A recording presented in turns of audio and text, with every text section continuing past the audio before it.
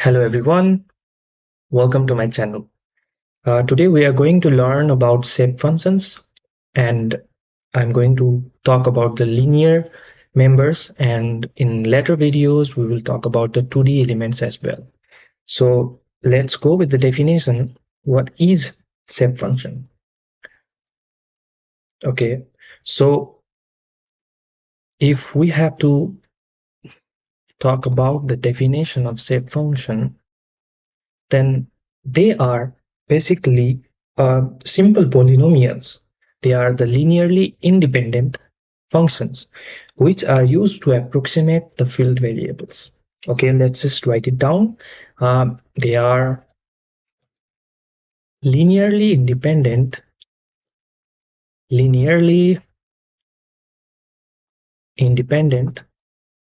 functions, or you can say polynomials, which are used to approximate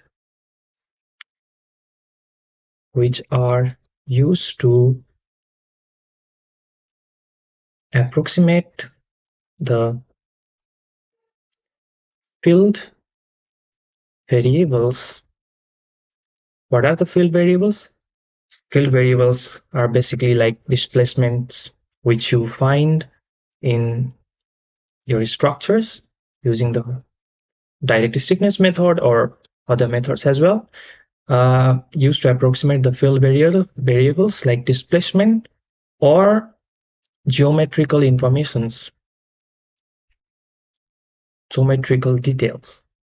So why I included this thing about geometrical details is because if you talk about the isoparametric elements, then using shape functions you can also find out the geometry, find out the coordinates, not only the displacement things. We will go to it later on. So basically, if you have to know about the basic concept about what is the logic behind shape function, then it's quite interesting.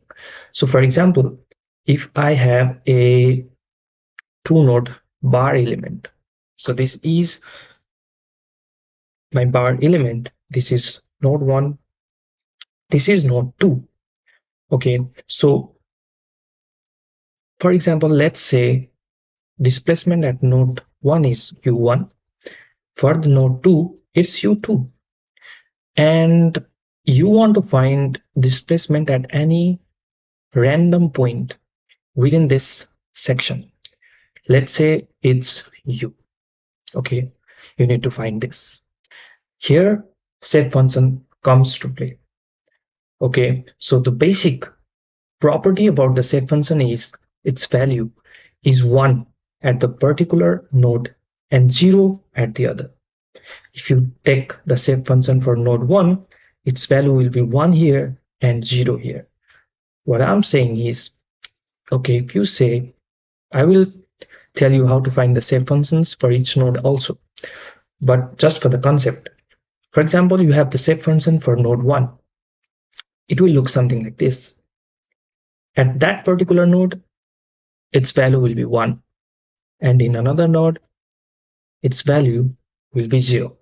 So for the node 1, the value of the shape function here is 1, but for here, its value is 0.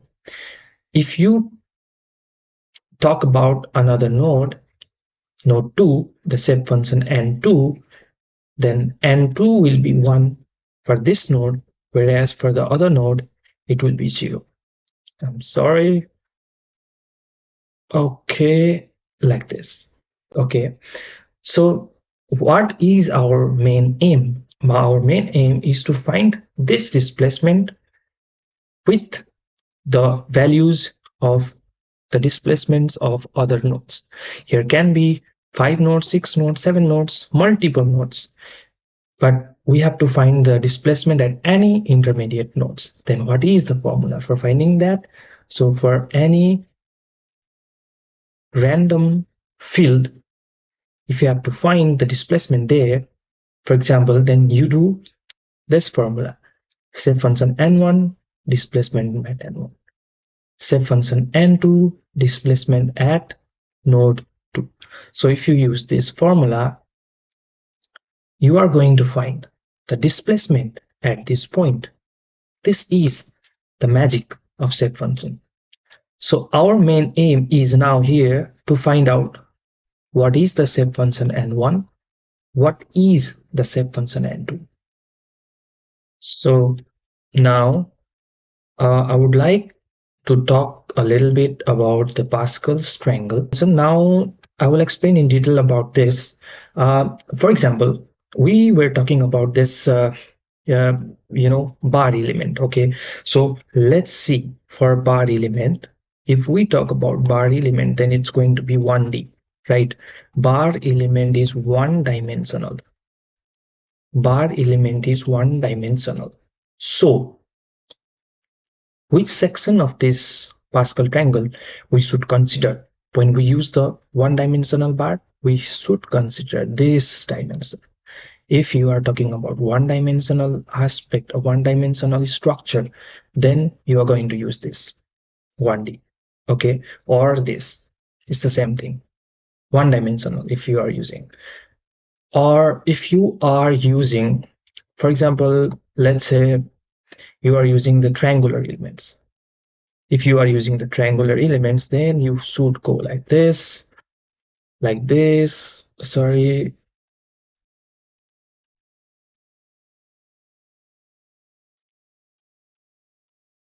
So, so if you are using the triangular element, then you are just going to use this way, making a triangle. Okay, if your element is triangular, then you are going to use the polynomial terms using this section. But what about if, for example, you want to use, for example, the quadrilateral element. So if you want to use quadrilateral element, then you should use this way, this way, this way, okay, making a quad like this. So this, I hope it's clear. If you want to use the quadrilateral element, then you have to use this. Okay, so for bar element, it's one dimensional, you go this way. For triangular element, you make a triangle like this, and for quadrilateral, you make a quad and use this element. For example, for 1D element, I made a bounding area like this, then you go from here to here to here to here with constants added. I will show you practically also. And if you go for the triangular element, you choose this section 1 xi eta. If it's 3 nodes, if it's let's say more nodes, for example, then you have to go 1 xi square like this. You can go like this according to the number of nodes you have. Okay, according to the number of nodes. And if it's quadrilateral, then you use this 1 xi eta eta. Okay, this is going to be very helpful when you later on use the derivation formulas for the step functions. Okay, now just keep in mind that we are going to use bar element, so we are going to use this section now. Okay, this section, this red section. So let's dive into that. Okay, let's keep this visible. Okay, let's keep this visible, and now we are going to derive step function for the bar element. Okay, two-noded bar element. Okay, let's go and derive the two-noded bar element. Let's name it A. Okay, so we are going to derive the function for two-noded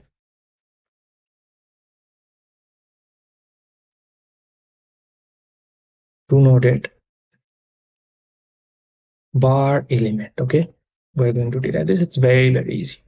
Okay, it's very easy. Okay, so whatever I told earlier, now it's going to be implemented here. Let me choose another color here first. So let's say we have a two-noded bar element. Okay, there, like, you understand this, and later on I have this very simple trick. if you do not have to do derivation and have to derive directly, there are shortcut formulas also. So for example, this is our node 1, this is our node 2. Let's say this is x1. Let's say this is x. My x is not looking like an x. This is x2. Okay, and for example, at any intermediate point we have x point which we need to find. So for example, the displacement at this node is u1. For this node it's u2. Now our idea is to find the displacement at this point, as I already told earlier, right? So what was our basic formula to find that? It was u equals to n1 u1 plus n2 u2, right? But we do not know n1, we do not know n2, we do not know these things. So this is what we are going to find now.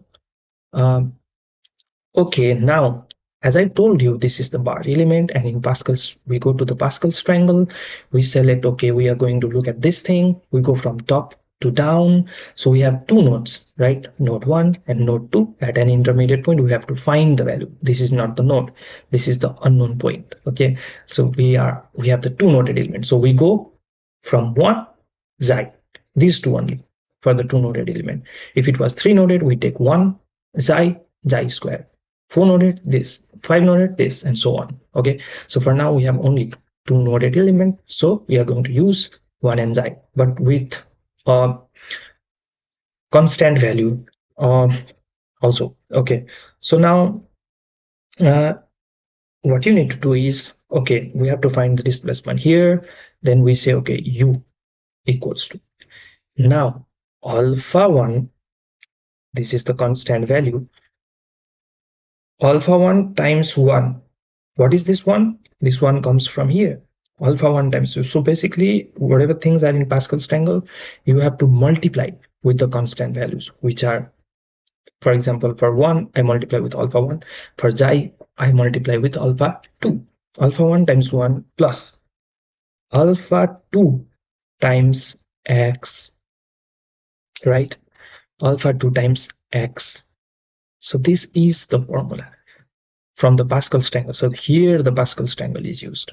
Okay, for finding the displacement here, what we did, we looked at the Pascal's triangle and did alpha 1 plus alpha 2 times xi. This xi you can replace with x also. So what I was telling is, like, you can substitute, you can for this, so you can substitute, you can sub xi comma eta with x comma y. Okay, here can substitute. If you place here x y, x square x y, it's no problem. Okay, because we use here we use here xy, that's why you might be confused. So I just told you. So this is the general formula for the 1D bar element. Now if you have to find the displacement at any point, okay, so now this is, if this is the general formula, you can find the displacement here using this, you can find here using this, here using, everywhere you can find, but you do not know alpha 1 and alpha 2. So how are you going to find the constant values? Okay, so now you have to find the constant values. So we know for u1, if we use this formula, then u1 equals to, what is, it's gonna be alpha 1 plus alpha 2 times, what is x over here? What is x over here? X is x1, right? We are using this x1. And by the way, the length of this element from here to here is what? X2 minus x1 is our length of the bar element. Okay, so u1 is alpha 1 plus alpha 2 times x1. This is our equation number 1. And similarly, u2 is again alpha 1 plus alpha 2 times x2, right? This is equation number 2, because for the node 2 it's x2, for node 1 it's x1. Now we represent in matrix form we represent this thing in matrix form. So if we represent this thing in matrix form, you get u1, you get u2, and you have to write it properly, 1x1, 1x2 times alpha 1, alpha 2. So like this, you can represent these two equations. We're doing nothing here. We're just doing this. Now our main target is to find this alpha 1 and alpha 2, right? Because we do not know this. If we know this, then we are going to find the displacement at this point also, right? So now just for finding alpha 1, alpha 2, just inverse this matrix. So just bring this here. So you have to sorry, so you just have to bring this here by doing inverse, and just you find it out. Okay, so 1 times 1x1, 1x2, you have to find inverse of this matrix, and then you have to do u1, u2. Okay, so this is not so difficult. Okay, so now what you are going to do is you are going to find alpha 1, alpha 2. So if you find the inverse of this, it's going to be 1 upon x2 minus x1. This is the determinant, and I'm going to find the adjoint of this matrix, and it's going to be x2 and 1. Sorry, x2 and 1, and just do the negative of this, x1 minus 1, right? Yeah, that's right. Now this is going to be u1, this is going to be u2, right? Now, so now what we are going to do is what we are going to do is what we are going to do now is we're gonna use this. Okay, so for u1 we have this formula, for u2 we have this formula, but what is the position where we are going to find the displacement? We are going to find the displacement for this section, right? So we can use this equation to represent u also, right? What I'm saying is we can also say we know what we know is using the Pascal's triangle, we know that u equals to alpha 1 plus alpha 2 times x. So what is this? This is this point. Okay, so if you represent this thing in matrix form also, then you can get u equals to 1 x alpha 1 alpha 2, right? So you're going to get this. Now what you have already found is you have already found this thing. Let's say this is equation number 3, I think. So now this is from equation 3 you can write. Okay, from equation 3 you can just substitute this value here, so you get u equals to, okay, so 1x. Okay, what is the value of alpha 1 alpha 2? 1 by x2 minus x1 is length, right? X2 minus x1 is L, so I'm just going to write L over here, and then I'm just going to repeat it one more time. X2 minus x1 minus 1 1, and u1 and u2. Okay, I'm just going to write it here like this. All right, now what you can do is you can just multiply these things. Okay, so now let's just bring this 1 by L over here and multiply this with this. Okay, if you multiply that, those two, okay, let me write it one more time so that we do not get confused. This one and x2 minus x1 minus 1 1, and we have u1, we have u2, right? So now we just do 1 equals to 1 by L, and if you multiply this, then you are going to have x2 minus x, and again you are going to have minus of x1 plus x, right? And u1 u2 is going to be like that. Okay, and now what you are going to do is you are going to just divide this with L also. So you are going to get x2 minus x upon L and x minus x1 upon L times u1 u2. Okay, so now if you a little bit look at this and multiply or open this matrices, what you can get is x2 minus x by L times u1, right, plus x minus x1 upon L times u2. Now I think this is comparable to, so this is comparable to u equals to n1 times u1 plus n2 times u2. So this thing here is our n1, this thing over here is our n2. So finally we get n1 equals to x2 minus x upon L, and 2 equals to x minus x1 upon L. Okay, now we can also check this whether it's correct or not. So for example, we need to check. Okay, let's check it.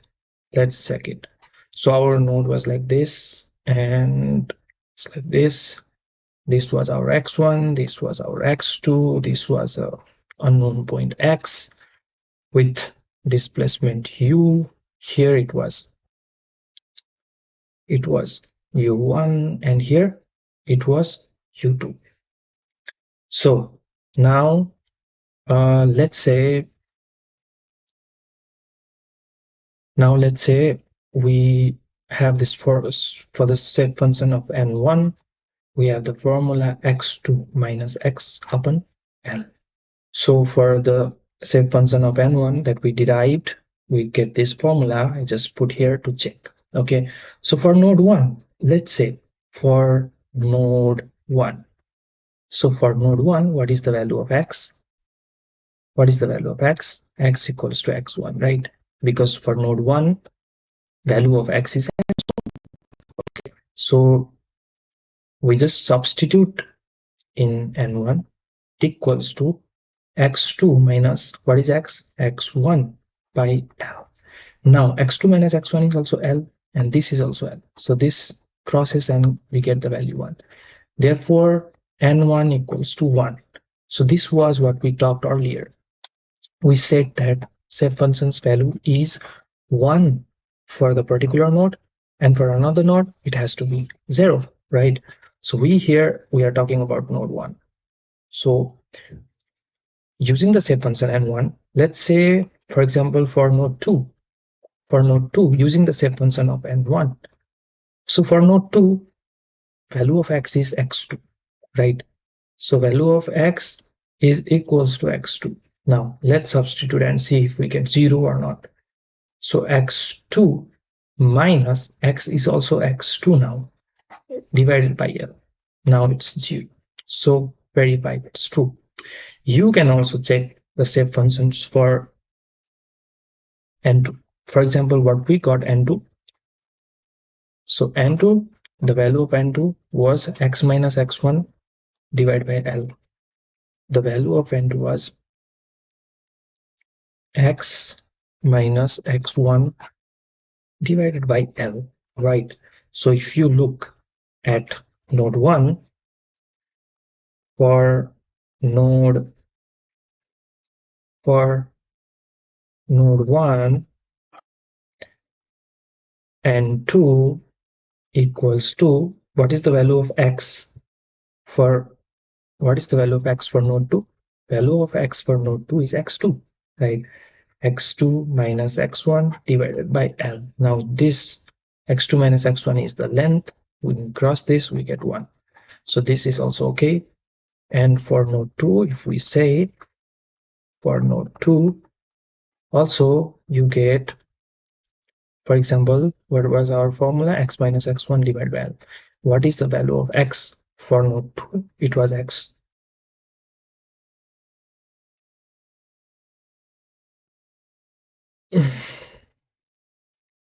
This was wrong. Wait. I've made a little bit mistake here. I'm sorry. So here,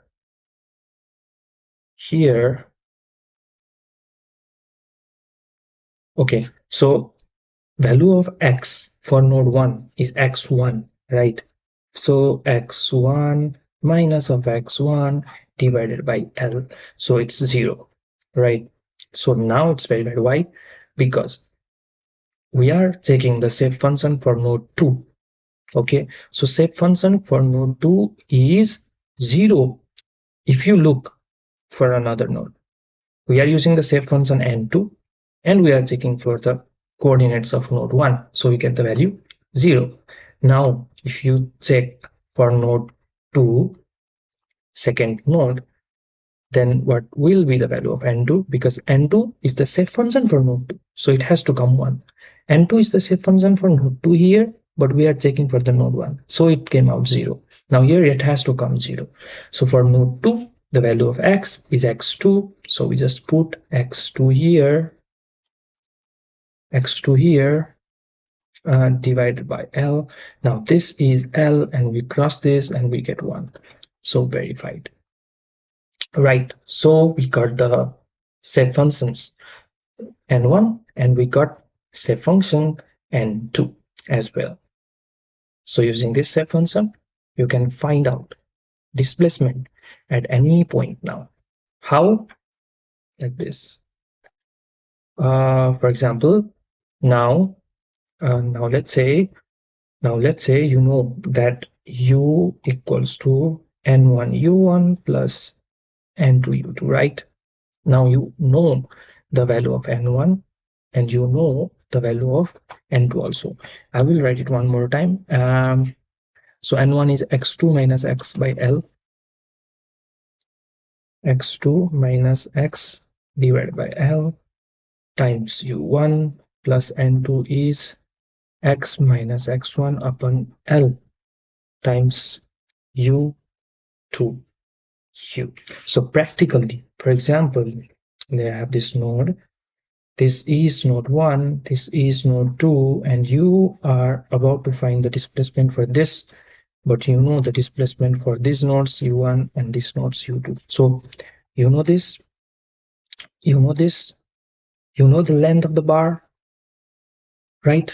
Now you know the value of x2 here, you know the coordinates of x2, you know the coordinate of x1 here also. So only the unknown thing is x. So this is the variable where you want to find.